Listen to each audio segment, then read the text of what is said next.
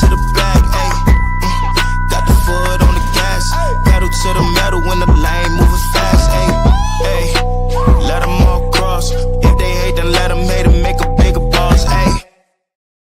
What is up, ladies and gentlemen? We are back. We are live. It is the Freight Coach Podcast, the top podcast in transportation, coming to you guys every single weekday, 8:30 a.m. Pacific, 10:30 Central, to break down some industry headlines. But most importantly, you guys provide some actual insight into what you can do with all of this information.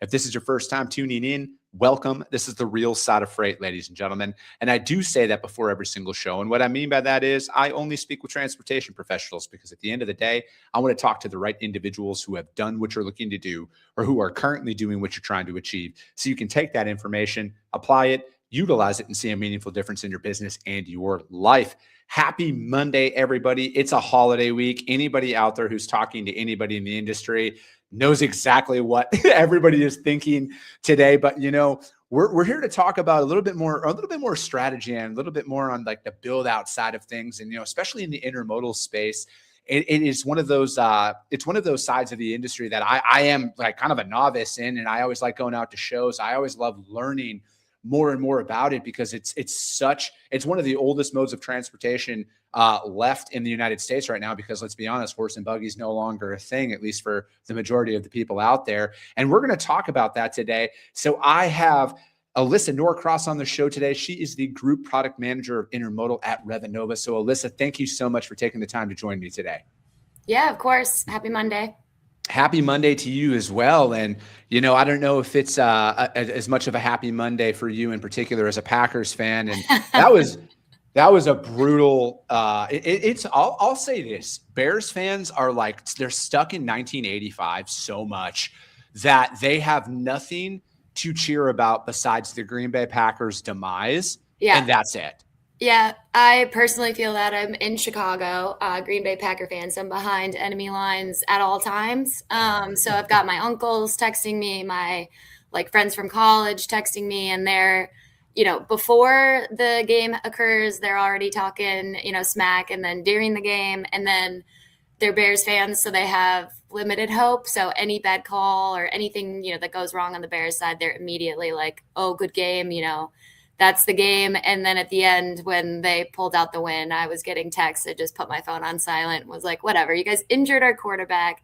We made some bad calls, but yeah, it's not the best Monday for me, I'll tell you. I'm engaged to a Broncos fan. They also had a loss. We're trying to just nurse our wounds a little bit and hopefully still pull it off in the playoffs, but we'll see. No, Green Bay is going to make it to the playoffs. There's no doubt in my mind, especially because, you know, the old faithful Aaron Rodgers just took out the Lions yesterday as well. So that's a positive step out there. But I mean, I guess, you know, the Bears need something to hang on to, because it's been, I don't know, 40 years since they've been relevant. So it's kind of one of those things where it's like they can have a game in the regular season, but, you know, it is what it is. Yeah, the amount of texts that I got, the dynasty, like, is over. Now it's like, it's, you know, the torch has been passed, all of it. I'm like, all right, guys, we'll see. But don't they have 9 wins? Like, I don't even know. Is it like 9 wins that they've had? This is the first time they've had it in like a decade too. Yeah, and I'm not even a hater. I'm like, you guys, you know, you look good. Like, I'm happy for you, but like, leave us alone. So it's all in good fun. But yeah, it's always interesting during Christmas and the holidays. My family is very excited to talk smack, and this year will be no exception for sure. It happens, right? I mean, I guess they got to have something to hold on to, because Lord knows. I'm pretty sure I just saw recently, you should bring this up to him as well, Alyssa, and I promise we'll get into the intermodal talk. I just love ripping on Bears fans here. I believe it's going to be the Gary, Indiana Bears starting in a couple of years, right? It's not, Chicago Bears are not going to be a thing anymore. I did see that. Yeah, we'll see. They've been, you know, and I'm in Chicago, so I do like having Soldier Field downtown, but like Arlington Heights was doing the bid, and now it's going to be in Indiana. So that'll be interesting to see what happens. Exactly. Well, hey, you know, it's honestly a good segue, because Gary, Indiana, Chicago Bears, a lot of intermodal freight that runs in there, right? So let's sure. kind of let's dive into this. So like the last time you and I saw each other, we were both actually at IANA out there in Long Beach. And so for you, what was one of those big eye-opening things at that show as you're really developing this product inside of Intermodal? What were some of those big kind of key takeaways from that event? Yeah, definitely. I think it's interesting. So IANA was a great show, especially like as we start to build out this product at Revenova. Like obviously we've been in the industry in the TMS space for years, more for the bread and butter of the brokerage side. We moved into the LTL space, which is actually my background. So I came from from a freight forwarder, and did their final mile LTL. So then came over to Revenova to help build out TMS, did a lot of LTL stuff for that initiative, and now I'm transitioning into Intermodal. So for me personally, going to IANA, kind of seeing the partners in the space, it's obviously going to be different because it's a different mode of transportation than I'm going to see in an LTL in a truckload space. So kind of making those partnerships and getting those strategic conversations of like, what do you guys see in a day-to-day was really, really insightful for me. And then also just being able to see our customers that are currently using Revenova, and trying to the system's flexible, which is one of our strongest selling points. But they were trying to bend it as much as possible to do their intermodal and just kind of seeing what are their pain points, what can we really improve upon, and what are just gaps. And so I think those two things, just like getting to talk to existing customers, prospects, like what is, where is from a technology space, the intermodal industry, and then just the existing customers and just really kind of drilling in on the specifics was awesome. Plus the weather was nice, which you can't complain. It's No, I don't blame you there. And so like, let's talk about the technology side of things, Alyssa, because like you've been developing and building tech for a while now. So like, what are some of those things where it's like, if you look at intermodal, again, one of the oldest ways to transport products in the United States out there, what was kind of like one of those identifiers inside of that vertical for the transportation space in regards to technology on like where it's actually at compared to other modes? Yeah, it's been really interesting. And one of the things that I've noticed, like as we're talking to prospects, we have a couple customers that are existing customers on the brokerage side that have intermodal business, predominantly like a drayage rail kind of scenario. And they have in-house proprietary systems that are still AS400. And I'm a logistics brat, I like to say. So I still remember seeing my mom's computer screen when I was like growing up and like playing around. She worked in ocean freight basically, but it was AS400, and that was when I was 5, 6. Yeah. So to see the same screens that I was seeing when I was a child still be used today, there's just a lot of opportunity, I think. One, from there, but two, it's the systems do work well. So basically being able to understand the great things that those systems were built to do and that have done for years and years and years, and make sure we're not going to have our customers take a step back, but really bring them into more of the, the 21st century of just like the flexibility, the integrations. That's the biggest thing that we see with the AS400s. It's just systems work well for their day to day, but if they've got one of the big partners in the intermodal space is Bloom Global. They've got trailer reservations, equipment availability, rail billing. So just things that you need in order to run your day to day. Right now, a lot of our customers are having to have their ERP up and then go into these third-party systems like a Bloom. And as you know, like Revenova's main goal is to try and bring everything in-house onto the Revenova system so that we can make sure our users aren't having 15 tabs. They're not trying to consolidate information. They've got spreadsheets floating around. It's just kind of having that one command center. So I think that was one of the biggest takeaways of just the technology and where it is today. It's a lot of proprietary and just older systems that we're just trying to improve upon and really integrate the space, integrate with partners that are already in the space that are doing great jobs. So yeah, I think those are the main ones so far.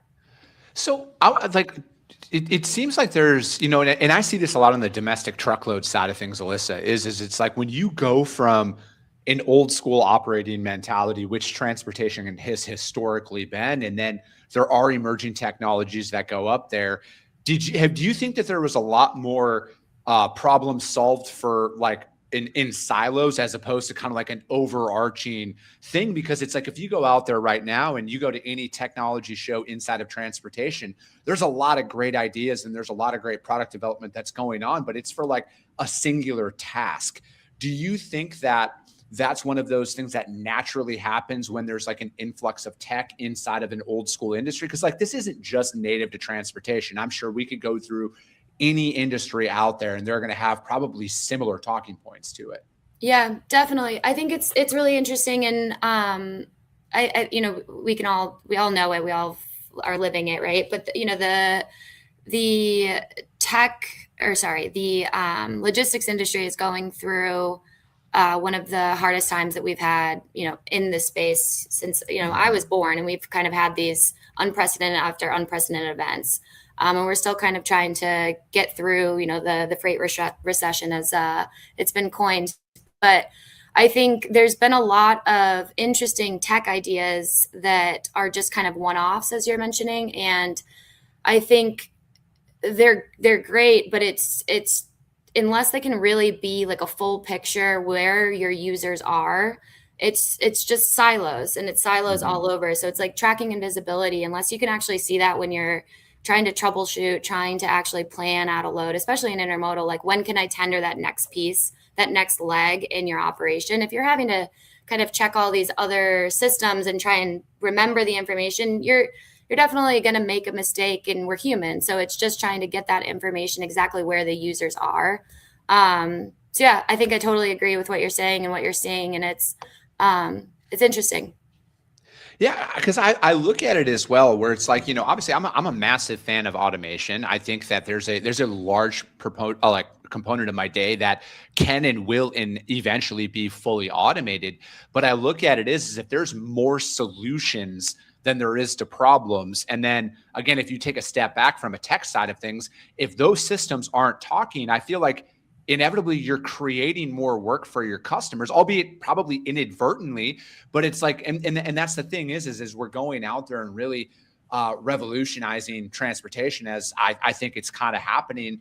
You need to be very picky about what tech you want to invest in, because again, if it's a singular problem, great, that might be a thing, but like, is it going to talk to any of your other systems? And then especially when it comes down to your TMS, because your TMS is your brainchild, whether you're a brokerage, whether you're a trucking company, whether you're an intermodal company, LTL, it does not matter. Everything has to start and stop with your TMS. And there could be a lot of great products that are out there, but if they don't talk to your systems, I personally feel like as an end user, you're creating more work and more tasks onto your day.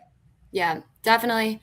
Yeah. And I think like not even to get into like the things that we all know, but it's like security too. It's like if it's a one-off, you don't necessarily know where that data is then going, but you're giving your data away. And in transportation, that includes customers, that includes carriers. And that's your proprietary information that you definitely don't want to be sharing. So yeah. And I think it's, I've talked to you about Revinova's initiative with Artemis, and it's an exciting one to build. And I think, we're in a tough freight market. And so being able to handle by exception and really remove kind of the very repetitive tasks, like building a load, auditing, tracking, those types of things that you can really rely on, an AI solution to do and do it well.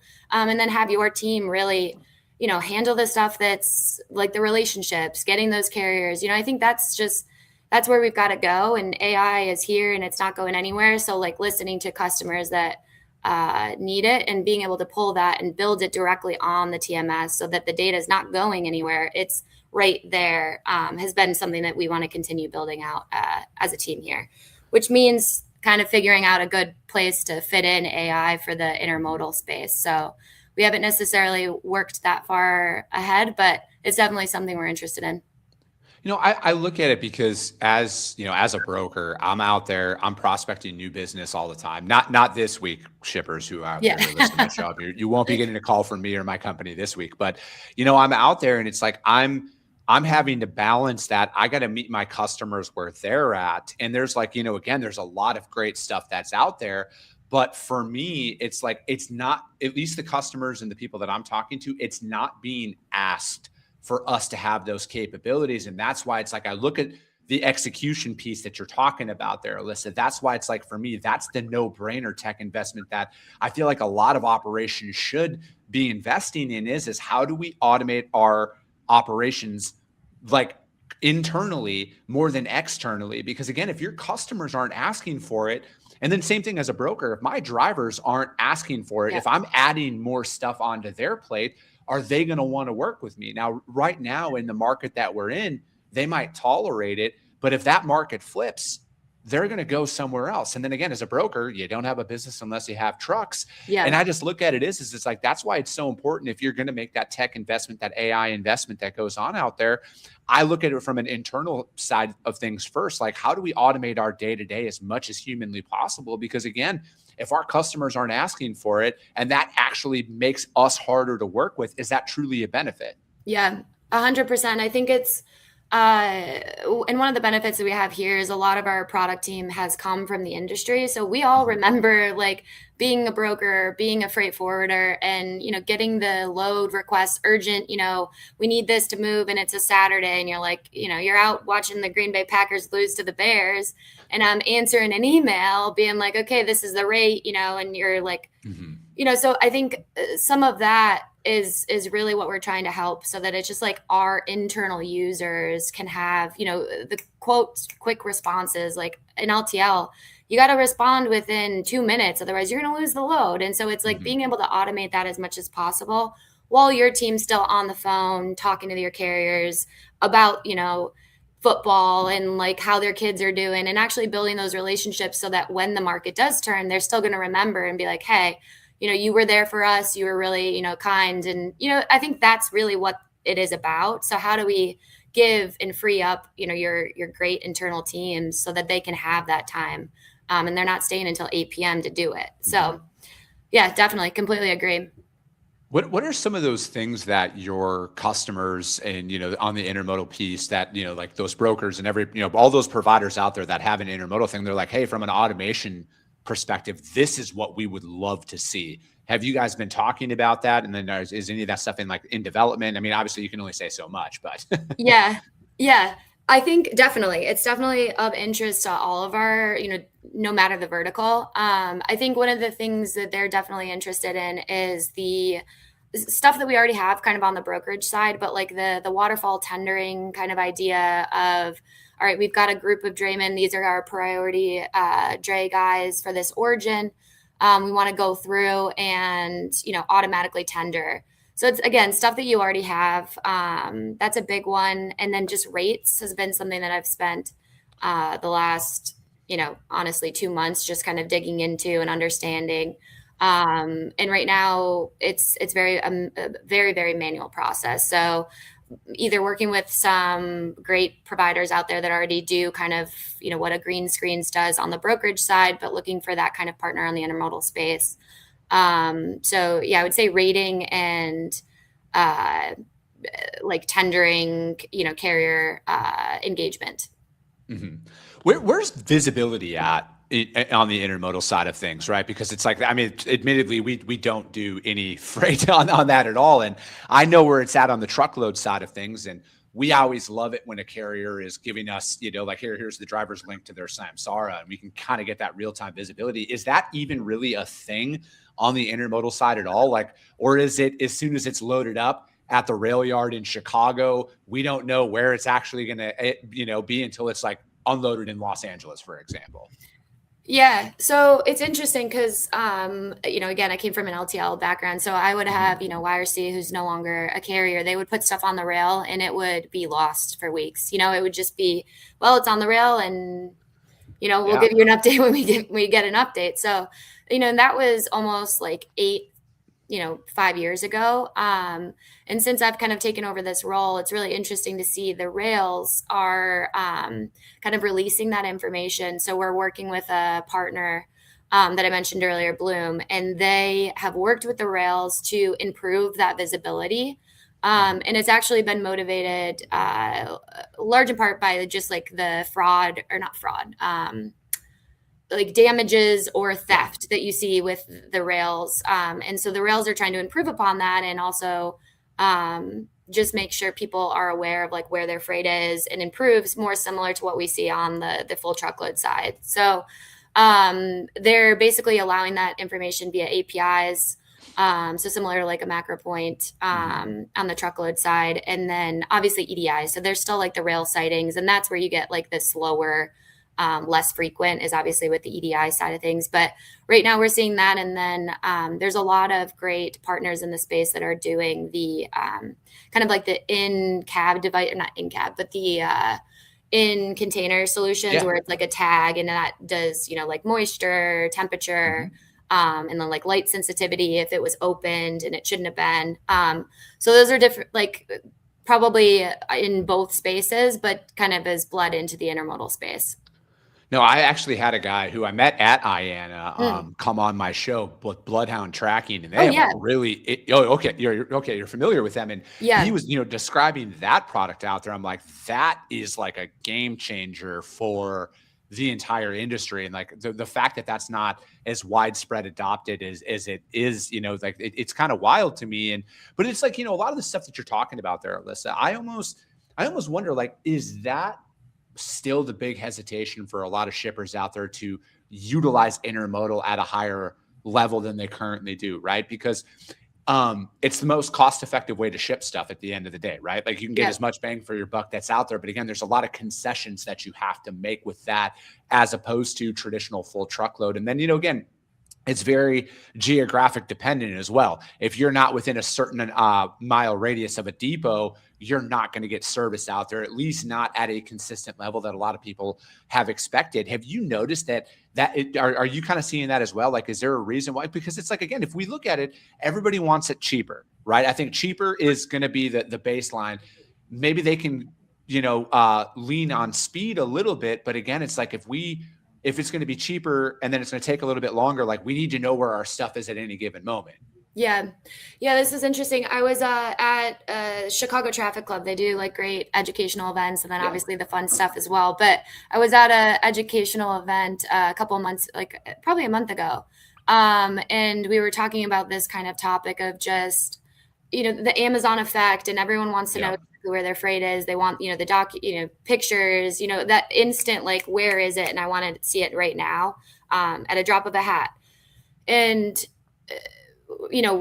freight isn't getting any cheaper. And how do we kind of offset those costs as well as still delivering like the service that people are requiring? And I think having these great like intermodal rail drayage providers and like IMCs in the space who are taking the wins and the things that they've learned from the truckload side and applying that to, the intermodal side and saying, hey, like rail providers, if you can give us this information, then that's going to increase our ability to actually, give you X, Y, and Z loads, or, we can give you this dedicated amount of freight. So I definitely think it's going to be interesting as we see the improvement in technology in the intermodal space, how that's going to improve just the overall volume and like comfortability that people are going to have putting it on the rail. So we're seeing like improvements and just like more transparency on like rail schedule. So, hey, it's going to take 6 days for these 2 points, and really trying to like, stick to those as much as possible. And I think that'll help of a shipper that's saying, okay, I need this hot and I need it right now. That can move air freight. But, that's something that's just going to sit in our warehouse. It's more of just like a back stock item. That could probably move via rail and it's going to save us X, Y, and Z. And so I think it's going to take some shippers, like some hard looks to offset some of these transportation costs. And I think intermodal is a great way to do it. And then on the technology side, one of the things we're really interested in doing is exactly what you're talking about of, hey, I've got this load. if I moved it, full truckload, what would the cost be? If I moved it LTL, what would the cost be? And if I moved it, intermodal, what would the cost be, all on one screen? So really you're saying, hey, shipper, how do you want to move that? How much, is it really worth to you to get it there at X day? And I think that's going to be an interesting initiative that we have, hopefully in 2026. I don't want to speak for, but I think it's something that I would have used as a freight forwarder, of just being able to see all the different modes and decide on the best option for that specific criteria. Do you think, you brought up the Amazon effect, and I talk about that often on this show, right? Like say what you want, they do it better than anybody, even the photos of the packages at the front of your house every single time, you cannot beat that. Do you think that as they continue to develop, right? Because obviously Amazon's not going to just stop slowing down. Yeah. Do you think that is going to be a more widely requested service level when it comes to visibility and knowing? Because again, you know exactly when that stuff shipped, you know exactly where that stuff is for the most part, like in reason. Do you see that becoming the thing kind of in the intermodal space, right? Where it's like, hey, listen, Amazon gives us this ability. Why can't you give us that ability? Yeah, and I don't have a crystal ball, so I, can't 100% confirm, but I would think so. It's just like, it just seeps in from your day to day. So it's like, I work in logistics, so I understand like how difficult it is, what we do every single day, and how difficult it is to have that POD document and like get it back into their system so that it's, visible to someone on their phone. But like, even from my perspective, it's like when I was in LTL and I couldn't get a POD document for weeks on end, I would get so angry because I'm like, come on, it's not that hard. And so I think it's become more and more of like a requirement. You kind of got to do a certain level of service in order to really do business in this day and age. Yeah, I personally think, at least from a service provider's perspective, where it's like you have to focus on speed and price more than anything. Because again, like, yes, I understand the old saying, like, oh, if you want it fast, it's not going to be cheap. If you want it cheap, it's not going to be fast, yada, yada, yada. That's just not the way it's going to be anymore. With the advancements in technology, it's going to be, you better be fast, you better be cheap, and you better be reliable, or we will find somebody who is. Because I feel like that's where automation and tech is really going to continue to push stuff as it goes. Is there ever the expectations are going to be, you have to, and you brought it up, like about the personal life. Your expectations in your personal life for how you purchase stuff will inevitably affect how you decide who you want to work with in your business and everything else. Because that's the way that I look at it. And my customers, like when we're out there and we're trying to find freight, that's the big thing, right? But then again, the operational execution will primarily supersede any cost for the foreseeable future. Because again, if you can't get us a POD like you brought up, if you can't tell us where our freight is, it doesn't matter what you're quoting us. We're not going to give you any of our business, right? We will go to that person who can. And I feel like that's the fine line, at least internally, that I'm always trying to come to that solution on. How can I be faster than everybody? How can I be cheaper than everybody? But how can I execute at a higher level than anybody out there, where again, they're going to look at it as like, okay, we can give them a little bit more because they don't miss on that operational excellence. Because I feel like that is just going to be the expectation here coming up. I think it's already here, but I think it's going to be more widespread adopted across all modes in the coming years. Yeah, 100%. Completely agree. Well, Alyssa, that flew by. I told you when we were going that we were going to be out there and we're going to knock this one out. But thank you so much for your time today. How does anybody reach out to you to find out more about what you got going on? Yeah, definitely. So I'm on LinkedIn, obviously, and then my email address, I can send it over to you. But if you're an intermodal, still on the AS 400 and you're looking to kind of see what else is out there and work with me to help build out a specific solution for your business, definitely reach out to Revenova. So yeah, nice talking with you. No, it's great. Thank you so much for joining me. If you guys can't find Alyssa or Revenova out there at all, please hit me up. I will gladly put you guys in contact with them. But that's going to be it for today, ladies and gentlemen. As always, if you got value in what you heard and you're not subscribed, do your boy a solid. Subscribe to the show. And if you're feeling ambitious, rank it on iTunes and Spotify, because if you saw value, that's how your network's going to see it as well. I appreciate you guys. I love you guys. And we'll be talking to you soon.